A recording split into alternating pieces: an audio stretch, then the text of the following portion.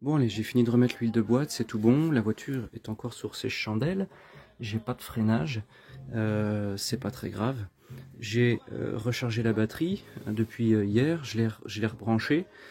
J'ai bien fait de vérifier à 2-3 endroits, un peu partout, parce que je viens de m'apercevoir, juste avant, que j'avais mal serré une des deux vis qui servent à la masse pour le faisceau moteur. Donc c'est vraiment très bon toujours de rechecker, de refaire un petit tour complet, de dire bon voilà, qu'est-ce que j'ai fait, avant de mettre le premier coup de clé, parce que je vais démarrer la voiture. Voilà, elle peut démarrer comme ça l'empêchera, enfin ça fera rien, il n'y a pas de souci.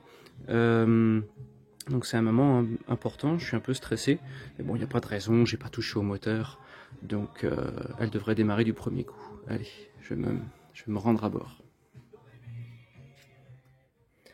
Allez, c'est parti. Donc là j'ai le premier coup de contact, deuxième cran, j'entends rien de spécial, tout ça c'est rebranché, ça marche bien, je suis bien en point mort, j'ai vérifié là-bas avant de rentrer dans la voiture, les roues sont en roue libre, il n'y a pas de souci. Allez, premier coup de... Je vais peut-être mettre juste un petit coup de démarreur. Voilà.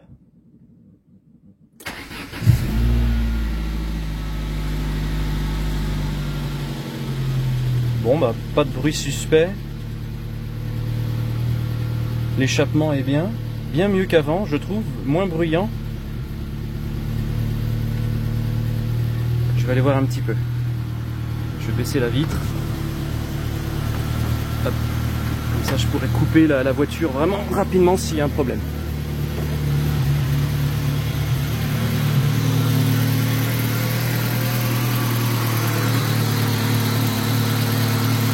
Alors il peut toujours y avoir un petit peu de fumée qui peut se dégager comme ça sur un redémarrage, parce qu'il y a eu tellement de produits du WD-40, des choses qui ont été en contact avec certaines pièces, notamment les pièces d'échappement, donc voilà.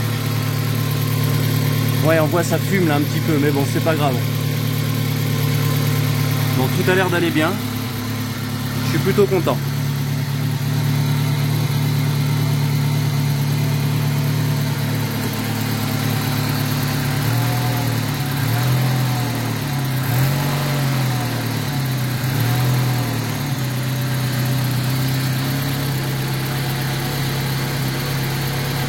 Allez, je vais me rendre sous la voiture.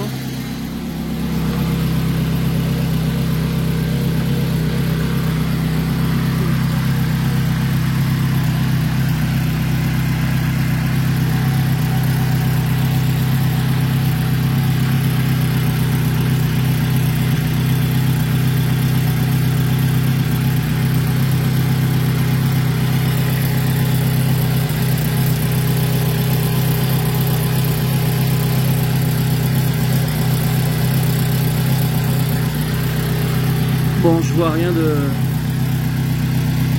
d'inquiétant.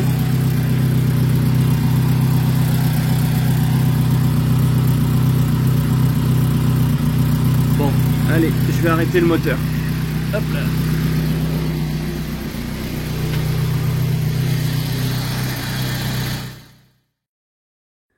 Bon, allez, je suis très content. Ce premier démarrage s'est très bien passé. Il n'y a eu aucun souci.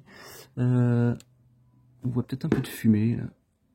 Je sais pas si le téléphone arrive à capter ça. Là. Bon, c'est normal en fait, hein, puisque on a... Je sais pas si je vais... Hop là. Voilà. Vous voyez, on a le... Hop là. Voilà. Là-bas, on a le... Si on voit la fumée, vous voyez? Bon, ça c'est normal, c'est un petit peu des résidus de colle, de machin, d'un petit peu tout qui s'évapore, donc ça c'est pas très méchant. Par contre, je suis un peu inquiet de voir ce joint là. Je trouve que le pot catalytique c'est pas bien enfoncé avec le collecteur. Ça va falloir que je revoie ça. Bon, pas tout de suite maintenant que ça a chauffé, mais il va falloir que je voie si ça c'est normal ou pas. Voilà.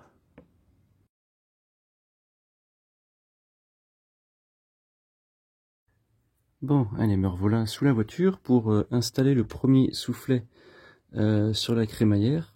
Donc c'est le soufflet qui va ici. Et pour ça, j'ai dû donc désaccoupler le vérin d'assistance. Voilà, en dévissant une vis là, ici, qui était vraiment serrée très très fort. et puis un écrou là.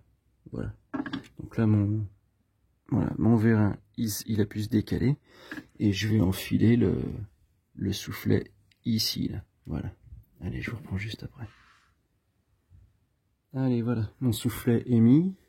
Ça n'a pas été facile de l'installer. Bon, maintenant, il faut que je mette des petits colliers là, ici, pour bien le bloquer.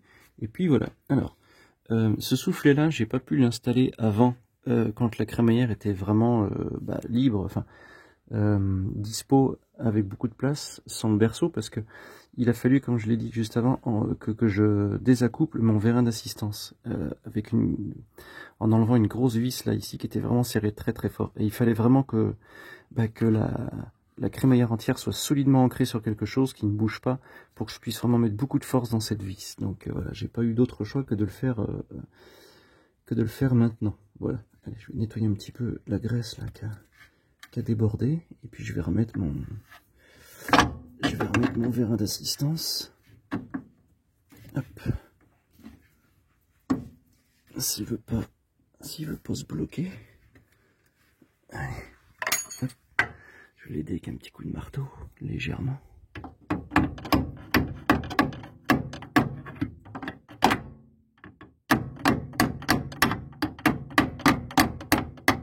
Hop là, ça y est.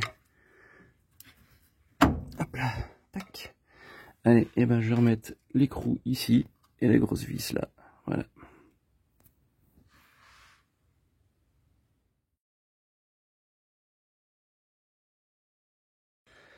Allez, c'est chouette, la voiture est sortie du garage, elle est sur ses roues. Bon, il n'y a pas de frein, mais ça fait plaisir de la voir sortir. Allez, le garage il est vidé, et puis je suis en train de le nettoyer parce qu'il était vraiment très très sale. Allez, je vous reprends quand c'est propre.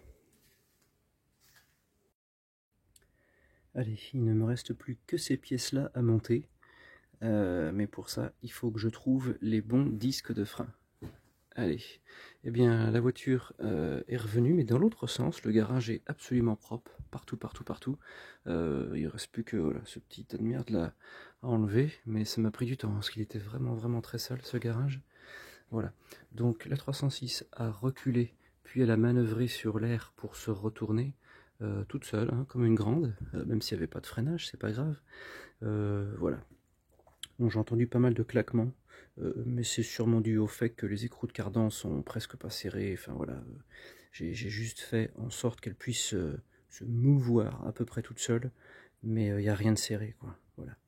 Bon, eh bien allez, maintenant je vais aller me reposer, parce que entre donc la soirée d'hier soir avec le remontage du berceau, plus toute la journée d'aujourd'hui, remontage du reste, puis nettoyage du garage, eh ben moi je suis claqué. Voilà, allez. Je vais fermer la boutique. Bonne nuit.